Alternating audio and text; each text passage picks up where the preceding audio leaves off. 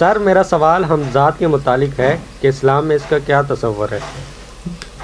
कुरान और सुन्नत में हमज़ात का क्या तसव्वुर है, क्या कंसेप्ट है, इसको डिस्कस करने से पहले हमज़ात का माना जो है वो मेरा ख्याल है कि बता दिया जाए कि हमज़ात कहते किसे हैं। आपके क्वेश्चन से बहुत से लोग तो ये समझेंगे कि शायद आप हमराज के बारे में पूछ रहे हैं, और क्योंकि अक्सर लोगों को हमज़ात का पता नहीं कि हमज़ात लोगों के यहाँ जो मारूफ है उससे क्या मुराद है और हमज़ात होता क्या है।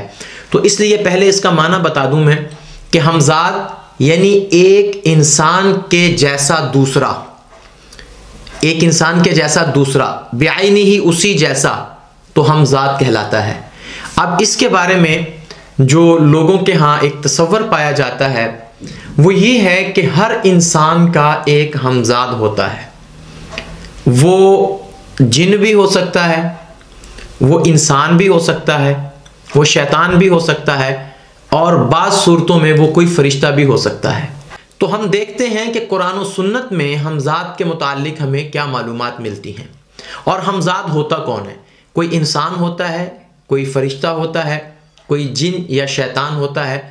तो याद रखें, सबसे पहले तो तिरमिज़ी शरीफ की एक रिवायत में आपको सुनाता हूँ कि नबी करीम सल्लल्लाहु अलैहि वसल्लम इरशाद फरमाते हैं कि हर इंसान जब वो पैदा होता है तो अल्लाह ताला उसके साथ एक फ़रिश्ता और एक शैतान जो है वो उसको पैदा करते हैं।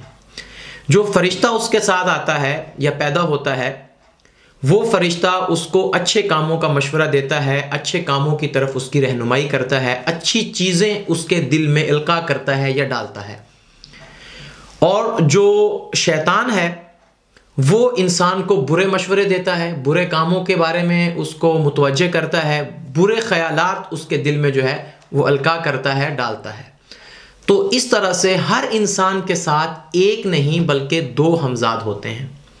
और इसी तरह एक दूसरी रिवायत में जो मुस्लिम की रिवायत है, हज़रत अब्दुल्ला बिन मसूद रज़ी अल्लाह ताला अन्हो, जो फ़क़ी सहाबी हैं, तमाम सहाबा इकराम में से सबसे ज़्यादा फ़क़ी समझे जाने वाले सहाबी की रिवायत है। फरमाते हैं कि नबी करीम सल्लल्लाहु अलैहि वसल्लम ने एक दफ़ा इरशाद फरमाया कि हर इंसान के साथ अल्लाह ताला ने एक शैतान मुकर्रर कर दिया है जो उसको बुराई पर उकसाता रहता है, बुरे कामों की दावत देता रहता है। तो हमने अर्ज़ की, या रसूल अल्लाह, क्या आपके साथ भी अल्लाह ताला ने शैतान लगा रखा है या पैदा किया है, यानी आपके साथ भी वो शैतान है? तो आप नबी करीम सल्लल्लाहु अलैहि वसल्लम ने फरमाया कि जी हाँ, वो मेरे साथ भी है, लेकिन अल्लाह ने उसको मेरा मुती कर दिया है, मेरा वो फर्मा बरदार बन गया है, वो मुझ पर काबू नहीं पा सकता बल्कि वो मेरे ज़ेरे असर है। अब तो वो मुझे नेकी के कामों की तरफ, भलाई के कामों की तरफ दावत देता है। अब यूँ समझ लें कि गालिबन एक दूसरी रिवायत के अल्फाज मुझे याद आ रहे हैं कि हुजूर सल्लल्लाहु अलैहि वसल्लम ने फरमाया कि वो मुसलमान हो चुका है, वो मोमिन हो चुका है, या वो मेरे ताबे हो चुका है, तो अब वो मुझे बुरे चीज़ों के बारे में, बुरे ख्यालात मेरे दिल में पैदा नहीं करता बल्कि मुझे अच्छाई की तरफ दावत देता है। और यहाँ से एक रिवायत और मैं आपको पहले सुना दूँ कि हुजूर नबी करीम सल्लल्लाहु अलैहि वसल्लम का ये भी फरमान है कि हर इंसान के साथ दो फरिश्ते हैं, एक उसके दाएं कंधे पर है, एक उसके बाएं कंधे पर है, जिसे हम किरामन कातिबीन कहते हैं, जिसका कुरान पाक में भी जिक्र है। उनमें से एक फ़रिश्ता हमारे नेक आमाल लिखता है और दूसरा फ़रिश्ता जो है हमारे बुरे आमाल, हमारी बुराइयाँ लिखता है।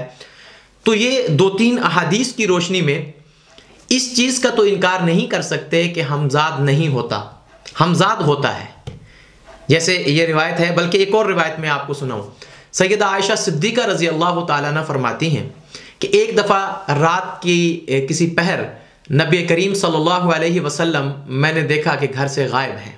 तो इस पर मुझे गैरत आई, और यहाँ ये भी जहन में रखें कि आप सल्लल्लाहु अलैहि वसल्लम के बारे में उनके जहन में ये था कि शायद किसी दूसरी बीवी की तरफ वो तशरीफ़ ले गए हैं, इससे ये मुराद है।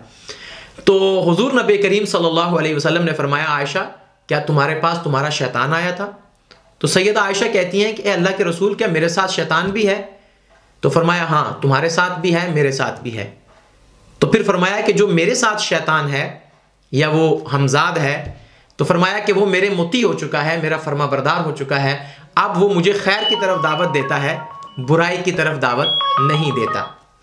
तो सैयदा आयशा सिद्दीक़ा रज़ी अल्लाह तआला अन्हा की इस रिवायत से, हज़रत अब्दुल्ला बिन मसूद की रिवायत से, और जो दूसरी मैंने रिवायतें आपको सुनाई हैं किरामन कातिबीन वाली भी, तो इससे मालूम होता है कि जो हमज़ात का एक तसव्वुर लोगों में पाया जाता है वो एक हद तक दुरुस्त है और इस्लामी तालीमात के मुताबिक है। लेकिन लोग इससे जो हमज़ात मुराद लेते हैं उनका कुछ मकसद और होता है।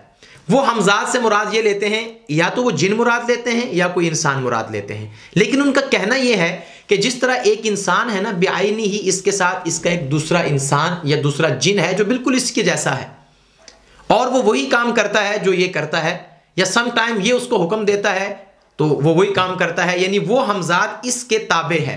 हालांकि ऐसा नहीं है। ये इंसान जो है ये किसी न किसी हद तक उस हमज़ात के ताबे है, वो हमज़ात जो शैतान है और हर इंसान के साथ अल्लाह ताला ने लगा रखा है, क्योंकि वो इंसान को बुराई की तरफ दावत देता है। अगर तो ये इंसान उसकी बात मान लेता है तो मतलब कि ये कुछ ना कुछ उसके ताबे है, अगर ये नहीं मानता तो ये उसके ताबे नहीं है। तो हमज़ात से मुराद ये है और ये हर इंसान के साथ होता है। और फिर बाज़ लोग ये कहते हैं कि जब इंसान मर जाता है तो ये हमज़ात कहाँ जाता है।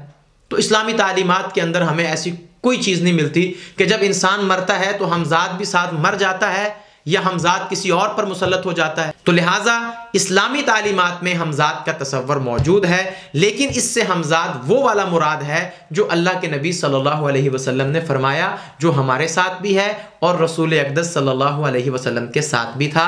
अल्लाह तबारक व तआला हमें कुरान और सुन्नत से सही रहनुमाई लेकर उस पर अमल पैरा होने की तौफीक अता फरमाए।